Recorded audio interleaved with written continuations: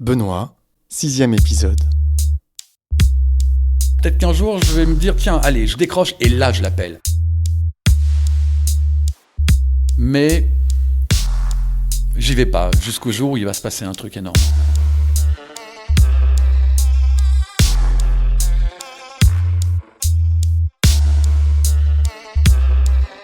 Trois, deux, un. C'est sûr que le fait de se retrouver après tout seul avec ma mère, on va dire que voilà, ça devient un petit peu plus paisible pour elle, forcément. Pour moi, ça ne change pas grand-chose, mais voilà, ma mère est désormais seule dans l'appartement familial. Elle y est toujours, paisiblement, tranquillement, avec forcément des souvenirs, de la douleur, mais on a beaucoup plaisir à se voir, peut-être même plus qu'avant, que lorsqu'il y avait mon père adoptif. Voilà, et donc ces années, les années commencent à passer. J'ai toujours en tête que j'ai un frère, un demi-frère. Je ne sais pas comment je vais le rencontrer, je m'ébauche plein de scénarios possibles. Il est vivant, il travaille, il est parisien, donc j'ai tous les éléments pour le faire et j'y vais pas.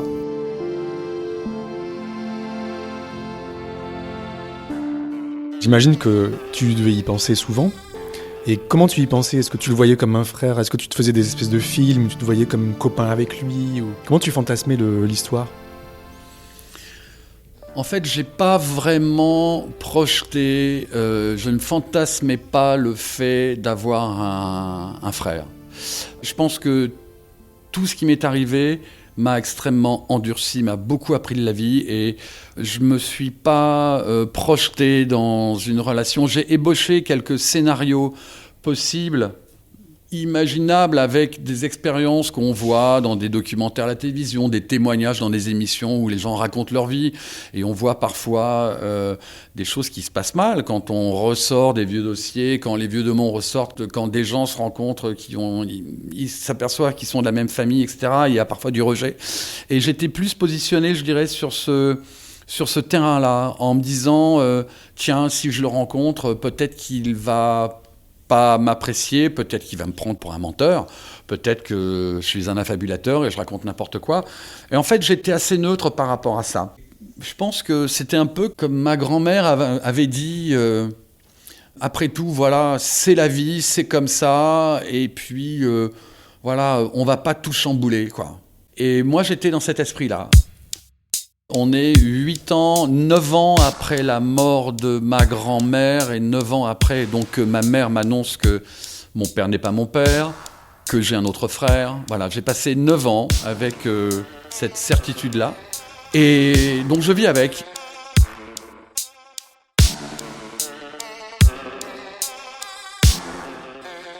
Je me retrouve sur un projet de documentaire avec 2 journalistes d'une radio pour mettre en documentaire une émission qu'ils font en radio. Une émission qui est une immersion dans un village de France.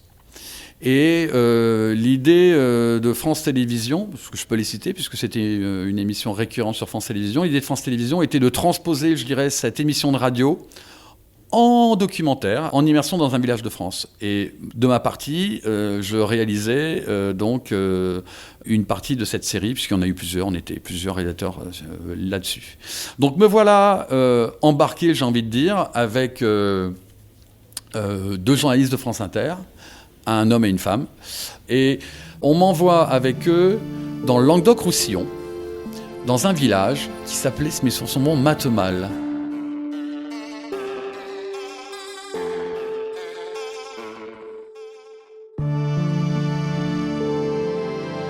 Nous arrivons dans un village de chasseurs avec de la montagne, des pistes de ski fermées, des petits chalets.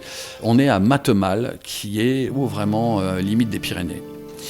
Et forcément, après des bonnes journées de tournage, on se retrouve, nous, toute l'équipe, on n'est pas beaucoup, on est 5, 6, entre l'équipe de production, de réalisation et les journalistes, et on se retrouve dans notre petit hôtel, un petit hôtel assez rudimentaire, voilà, où le soir, à part dîner ensemble, je crois qu'on est pratiquement les seuls dans l'hôtel. Voilà, donc on se fait une petite bouffe, et arrive au cours du dîner les discussions, on parle un peu de tout, de rien. Et arrive, je me souviens, une discussion sur les secrets de famille. Et tout le monde y va un peu de ses anecdotes sur les secrets de famille. Et je les écoute d'un air un peu attentif, en écoutant. Alors je ne sais plus quelles étaient les histoires particulièrement qui étaient sorties des anecdotes, mais je me souviens que dans ma tête, je me disais, c'est vraiment rien leur histoire. C'est vraiment de la gnognotte, j'ai envie de dire. Et j'ai un ami, un Julien Dusson, avec qui je travaillais souvent, depuis très longtemps, qui connaissait mon histoire, qui connaissait mon parcours. Et qui, à un moment, dit devant tout le monde, bon, allez, vas-y, sors là ton histoire. Et là, tout le monde dit, ah bon, mais c'est quoi ton histoire, etc. Et donc là, je raconte, on est en fin de repas, et je commence à raconter de manière un peu succincte quand même, mais que voilà, que moi, j'ai appris il y a une bonne quinzaine d'années que mon père n'était pas mon père. Oh, c'est terrible, ça. Ben oui, voilà. Et ma mère m'annonce que, en fait... j'avais un père qui était journaliste à la télévision et moi je suis réalisateur à la télévision. Oh, improbable. Bah oui, c'est comme ça. Et ma mère m'annonce que aussi j'ai un autre frère, du même père que je ne connais pas.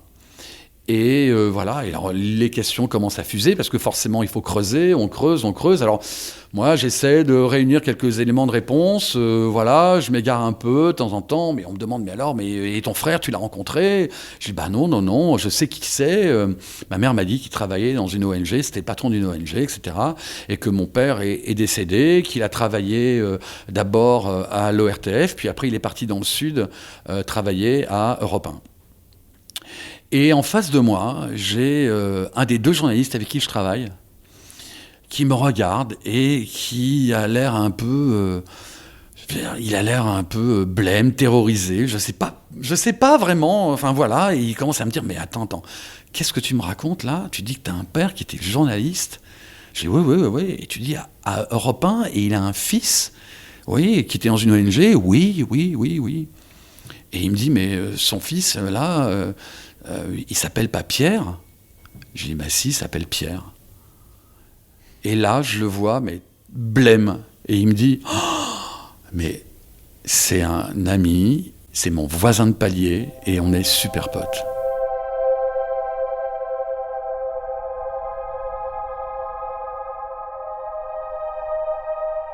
Et là, la table s'arrête et tout le monde, oh putain. Et là, il me dit, mais tu es le frère de Pierre? Et je force à l'évidence de me dire, bah oui, je pense que je suis le frère de Pierre. Ouais.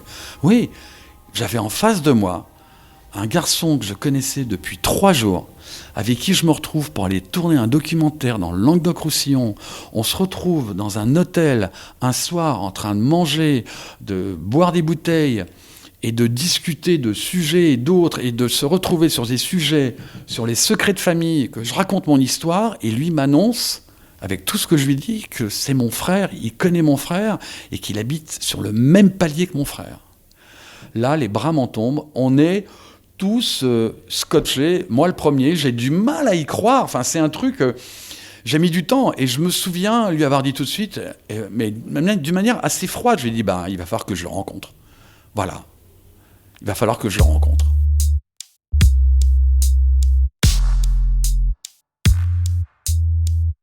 Je me rappelle l'avoir dit d'une manière sans beaucoup d'émotion, parce que j'avais tellement du mal à entendre ce qui venait d'être dit, et autour de moi, toute la table était « Oh, mais c'est dingue, quoi, c'est ton frère, tu viens de retrouver ton frère !» J'étais « Ah bah oui. » Et en fait, je mesurais pas. Et j'ai pas mesuré. Je me souviens être monté dans ma chambre, et j'ai appelé ma mère. Et elle savait que j'étais en tournage en province. Elle savait pas quoi, parce qu'elle s'en occupe pas forcément. Elle sait lorsque je tourne, mais là, en l'occurrence, elle savait pas. Et je lui ai dit, maman, je suis en province, je suis en train de tourner. Et là, j'ai discuté avec un mec à table, et c'est un ami de Pierre. Et là, ma mère, le choc, parce qu'il suffit de dire Pierre. Dans notre petite famille, je dirais, Pierre est un prénom, le seul que l'on connaît, c'est mon frère, c'est ce demi-frère que je n'ai jamais connu. C'est le fils de l'homme qu'elle a aimé. Donc tout de suite, c'est choc total. Et je lui dis, écoute, j'en sais pas plus pour l'instant, quand je rentre, on en parle. Alors je m'endors, je ne sais plus dans quel état j'étais quand je me suis endormi, je ne sais plus. Mais je sais que le lendemain, on repart pour une journée de tournage. Et donc je suis avec lui, avec ce journaliste qui m'a annoncé la veille à table, qui connaissait très bien mon frère. Et bon, on n'en parle pas, on tourne, et des moments, je me souviens à un moment donné, il se retourne vers moi, il me fait « Mais c'est quand même dingue ce qui s'est passé hier soir. »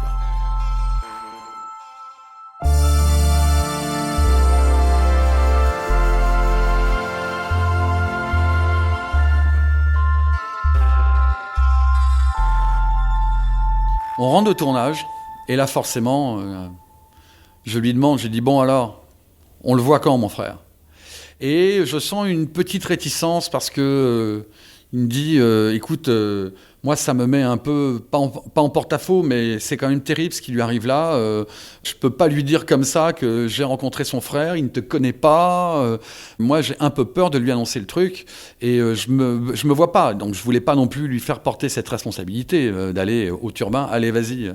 Et donc je me souviens lui avoir dit que écoute, c'est mon histoire personnelle. Je n'ai jamais cherché, j'ai pas cherché à le rencontrer. C'est-à-dire qu'on m'a vraiment amené ça, comme je disais, sur un plateau d'argent, quoi. Tout ça est un pur hasard. On n'aurait pas parlé de ça ce soir-là. Jamais, à ce moment-là, je n'aurais pu le rencontrer. Donc je lui ai dit, écoute, c'est une chance exceptionnelle que tu m'as offerte, involontairement. Maintenant, c'est ma vie. Je veux vivre ce moment-là. Donc, ce que je te propose, c'est de le voir. Et il me dit, souvent, je fais des apéros chez lui quand je rentre de tournage, etc., parce que c'est un domaine qu'il aime bien, on a bien parlé de tout ça, etc. Et donc, je lui dis, écoute, je viens chez toi, on prend un verre, et dis-lui que tu viens avec le réalisateur avec qui tu viens de tourner. Et puis après, c'est ma partie, quoi. Après, moi, je me débrouille.